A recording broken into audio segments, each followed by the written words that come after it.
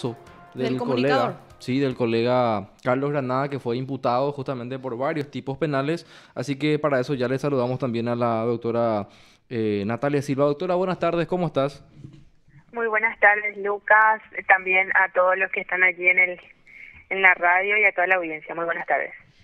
Bueno, fiscal, buenas tardes. Le agradecemos la posibilidad de compartir esta información y por sobre todas las cosas querríamos conocer, al menos en lo que es posible, algunos detalles acerca de esto que surgió y prácticamente de una manera directa hacerle el comentario que para muchos es un poco también coincidente, ¿verdad? Es muy drástica la decisión de ordenar incluso la medida preventiva con respecto al comunicador don Carlos Granada. Es al menos el comentario, como le decía, general, pero queremos conocer detalles acerca de los motivos de la investigación. Sí, les comento que primeramente esta causa se inicia como consecuencia de la denuncia presentada por varias personas, en este caso por varias mujeres, ¿verdad? Sí. Contra esta persona por la supuesta comisión de hechos punibles referidos a cuestiones o actos sexuales, ¿verdad? Entonces nosotros desde mayo que se procede a la apertura de la investigación hemos realizado varios actos y diligencias que a la fecha nosotros estamos en condiciones para decir que existen suficientes elementos para realizar una atribución de hechos al señor Carlos Granada, ¿verdad? Por la supuesta comisión de 3 tipos penales que tenemos: acoso sexual, coacción sexual y así también coacción, ¿verdad? La medida requerida, ¿verdad?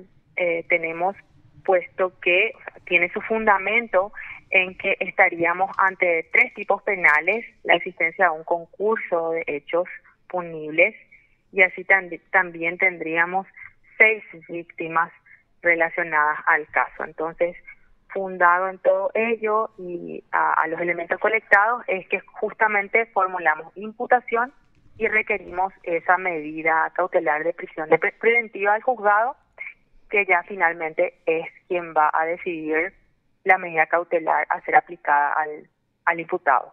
Ahora bien, doctora, también se podría hablar incluso o no de una posibilidad de obstrucción de la investigación, digamos, también para fundamentar otra vez ese pedido de prisión preventiva que hace la Fiscalía. Les escucho muy lejos a Lucas. Hola, ¿Si me puede repetir la pregunta? ¿Qué tal me escuchas ahí, doctora?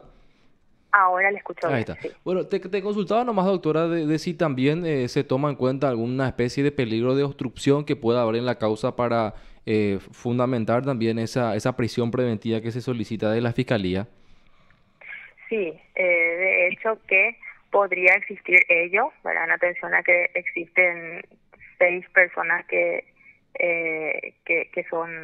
se establecen como víctimas, que tenemos hasta la fecha como víctimas. Entonces podría haber ante actos futuros de investigación relacionadas a las mismas, ¿verdad? Uh-huh. Y por sobre todo, como les digo, lo que respecta a la existencia de varios tipos penales y contra varias personas. Claro, de hecho, la pregunta que yo le hacía, incluso que generó un gesto particular acá del compañero, porque suena hasta machista, ¿verdad? Lo que yo le consultaba, pero es un poco para ir desmistificando esto y también aclarar, ¿verdad? Porque es importante. Muchos dicen, incluso cuando las víctimas hasta son niños, vemos acciones que no son tan drásticas, pero esta vez vimos que incluso lo que usted señala, estamos hablando prácticamente de una situación reincidente. Para muchos casi un depredador en estas condiciones, y esto se perpetró en al menos 6 víctimas, como y habría usted más incluso, claro, ¿verdad? habría más.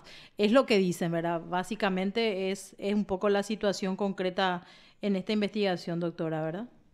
Sí, realmente nosotros el pedido formulado al juzgado está basado en el artículo 242. Hemos fundado cada uno de los motivos para requerir la medida de prisión preventiva que, como les digo, ya finalmente el juez va a ser quien disponga cuál será la medida a ser aplicada, ¿verdad? Por supuesto. ¿Y qué es lo que se puede comentar, doctora, atendiendo obviamente a la naturaleza del caso, de que no se puede obviamente comentar algunas cuestiones, pero veía también, por ejemplo, la información de la Fiscalía que hablaba más o menos de que esta persona hoy imputada se valía de una posición de jerarquía e influencia que tenía por sobre las víctimas. O sea, ¿qué es lo que se puede decir respecto al relato de los hechos de esta imputación, doctora? Sí, es así, efectivamente. Esta persona está imputada por la supuesta comisión de uno de los hechos, que es el acoso sexual, en el cual justamente se funda en la superioridad del mismo o influencia ejercida por este en el marco de su cargo respecto a las subordinadas al mismo. Entonces, estos actos se habrían dado en ese marco en el cual él tendría este carácter de superioridad respecto a las víctimas. Eso es uno de los elementos. Y tenemos los contratos, tenemos los organigramas que indica esta circunstancia, ¿verdad? Tenemos varios elementos. Durante todo este tiempo hemos recabado varios elementos, hemos realizado varias diligencias, contamos con teléfonos celulares, todo ello circuitos cerrados que estamos también analizando y que finalmente después vamos a estar colectando u ofreciendo en su oportunidad, ¿verdad? Y digamos, doctora, eso podría permitir, o sea, porque por lo que expresas también y por lo que estaba leyendo de algunas publicaciones, la Fiscalía tiene elementos muy contundentes y digamos, una carga probatoria importante hasta ahora ya. Se podría pedir de por ahí, digamos, la abreviación de ese plazo investigativo que se suele tener, que normalmente es de 6 meses, o por de pronto, digamos, solamente se va a tener en cuenta lo que disponga el juzgado en cuanto a ese plazo de investigación.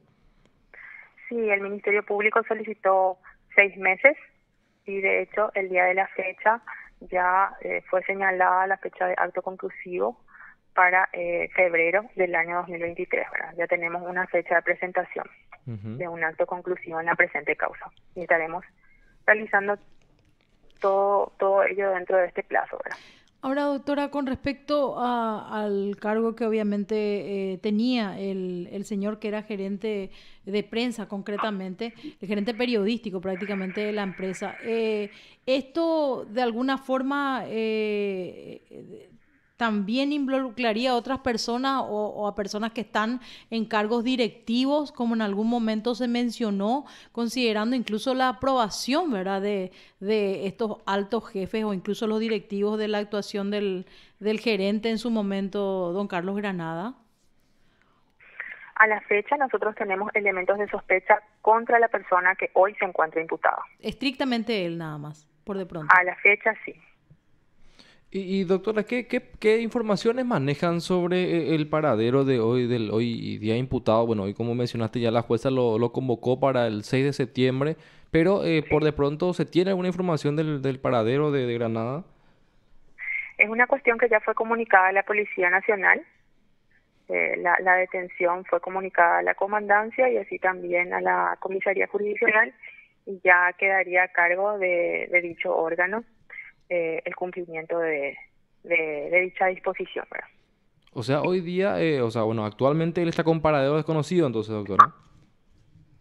Actualmente él cuenta con una medida, con una orden emanada del Ministerio Público de detención, que fue comunicada, como les digo, a la Policía Nacional y ya queda a cargo de la policía la búsqueda o en su caso el cumplimiento de esa orden fiscal. Claro, pero por de pronto... Yo entiendo que también el juzgado le habrá notificado o le notificará a su representante legal de la fecha de la audiencia respectiva. Por de pronto pasaron... Que en su caso deberá presentarse, ¿verdad? Claro. 48 horas pasaron de la decisión suya, ¿verdad, fiscal? Hemos formulado imputación el día viernes. El viernes. Y sí, aproximadamente... Casi 72 horas en realidad, para ser honesto. Así es. Sí. Bueno, doctora, muchísimas gracias por las explicaciones y bueno, le agradecemos estos minutos para compartir justamente esta información con los teleoyentes. Muy amable, doctora. No es nada, gracias por el espacio. Gracias, doctora. Te informó PDS Radio TV Digital. Bueno, era la fiscal Natalia Silva que nos explicaba también el proceso que se formó en contra del ex gerente de prensa del grupo Alba Visión, Carlos Granada, que fue imputado ya el viernes por los hechos punibles de coacción sexual, acoso sexual y también coacción. Hablamos de 3 tipos penales que realmente tienen un marco penal interesante, por lo que se fundamenta también en ese sentido el pedido de detención y la prisión preventiva que hacen las fiscales que presentaron este requerimiento, Marta. Claro, todavía de repente no es el momento de analizar, ¿verdad? Pero si los hechos se comprueban, ¿verdad? A partir de esta denuncia, estamos hablando incluso de una situación reincidente en varias ocasiones. O sea,